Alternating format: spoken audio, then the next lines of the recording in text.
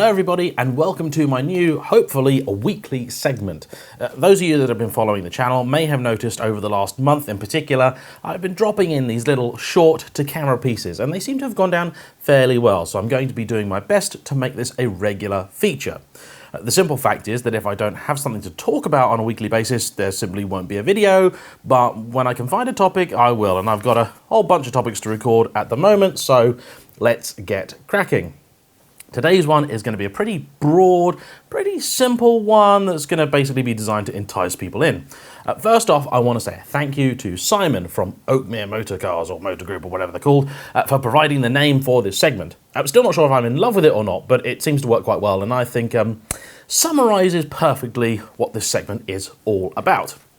I am on a constant mission to improve how things are going to be done, so I am going to be improving the shot, the lighting, the sound, all that jazz. We will be having guests at some point, and this will also be available as a podcast. As soon as that happens, I'll give you all the details for how to download that, because I know a lot of people don't really want to watch this segment, just listen to it, and that's absolutely fine, and that is kind of how it is designed. Put me on in the background, I won't be bothered.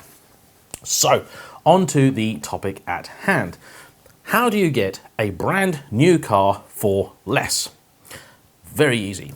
Two key things which are blindingly obvious and yet very few people are willing to go that far. They are timing and flexibility. What do I mean by those? Well, let's address flexibility first because I think that is the most important thing. If you're on the hunt for a new car, you'll no doubt have a fairly decent idea what it is that you're actually after. Now it might be a very specific idea. You might, for example, say, I want a brand new M3 in Viper Green with this interior, this spec, this. If that is the case, you may have a hard time. You may not, though, for reasons that I'm going to get onto in a moment. Try and work out what it is that really matters to you and what doesn't.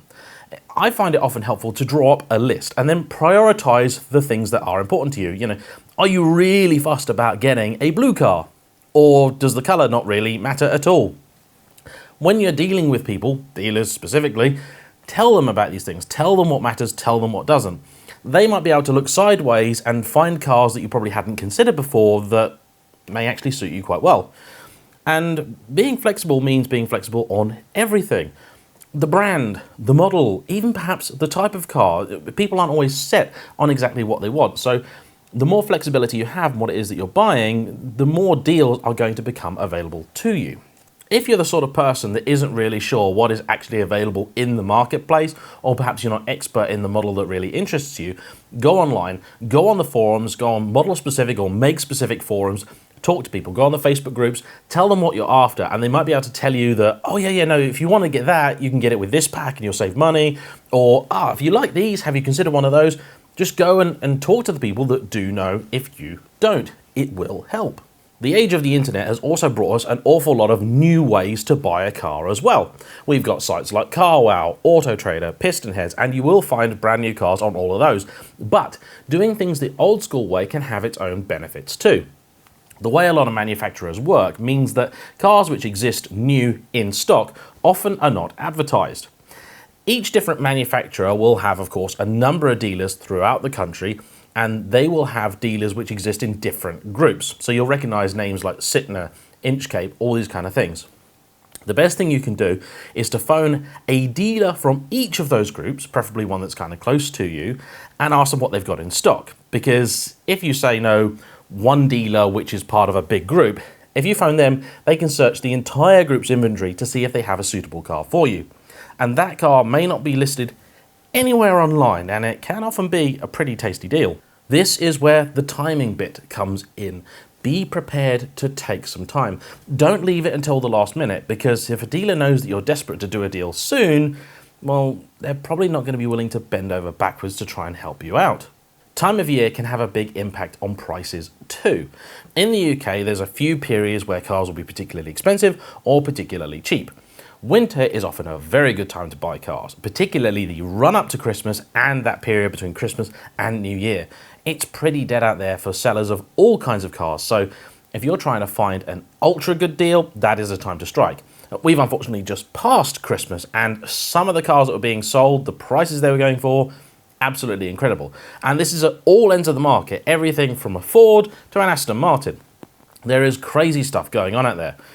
You might also be surprised too, going back to flexibility for a moment, that often shopping for more expensive cars can wind up saving you some money. What do I mean by that? Well, if you're buying on finance, which most people do, and I'll do a separate video on finance, some of the more expensive, more prestigious cars have very good guaranteed future values. Again, all be addressed in another video.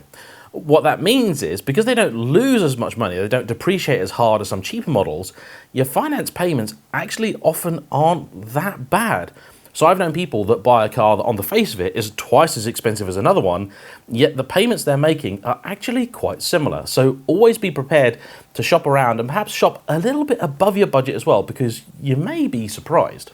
Timing is also not just what time of year you want to pick up a car, but at what point during the model's life cycle. For example, if you're trying to pick up an example of a newly released car, particularly something that is perennially popular like the Porsche 911, you're going to find it hard to do a deal.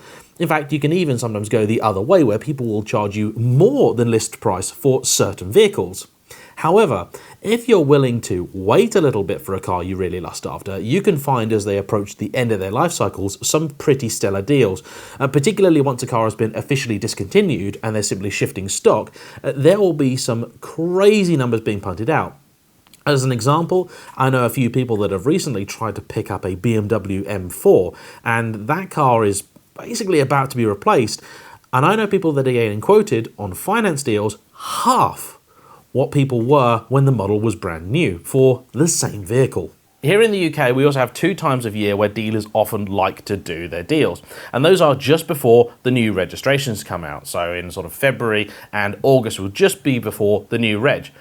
Dealers will be trying to make up their numbers. And I've walked into car dealers before that'll just start throwing offers at you before you've even said that you're actually looking to buy. However, the month of the new registrations, typically a lot of people will have waited to get the brand new plate, for example, the 69 plate that we've just had, and they will just then not really be willing to do a deal because loads of people wanted the new plate, so they've already made up their numbers and they got no interest in losing some profit to sell another car. But bide your time, wait. Any dealer you see doing pre-reg cars, they're sort of registering those cars, they're trying to shift them. The only reason they're pre-registering them is because it looks like a sale. They've got targets to meet and they're not selling the cars, so what they're doing is they're basically selling them to themselves so that they can keep the manufacturers happy.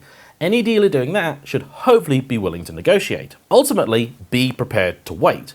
If you can't find exactly the right car that you're after, leave your details with people. Tell them what it is you're after. If you've got a part exchange, tell them what it is, because sometimes they might phone around and find that one garage that really wants your part exchange and they're willing to pay over the odds for it, therefore giving you a better price on your existing car. Really though, just bide your time. Believe me, at some point during the year, there will be a slump, and a dealer that maybe a couple of months before had been very blasé about doing anything might suddenly realise that they really need to make that extra sale now, and if they've got your details, they'll contact you, and perhaps they will make you an offer that you truly can't refuse. Last but not least, don't tell them exactly how much you are willing to pay. Get close, but don't tell them everything, because if you've left yourself no room to negotiate, well, why would you expect them to do the same? So that really is a few very basic, very simple tips on how to get out there and buy a car brand new but for less money.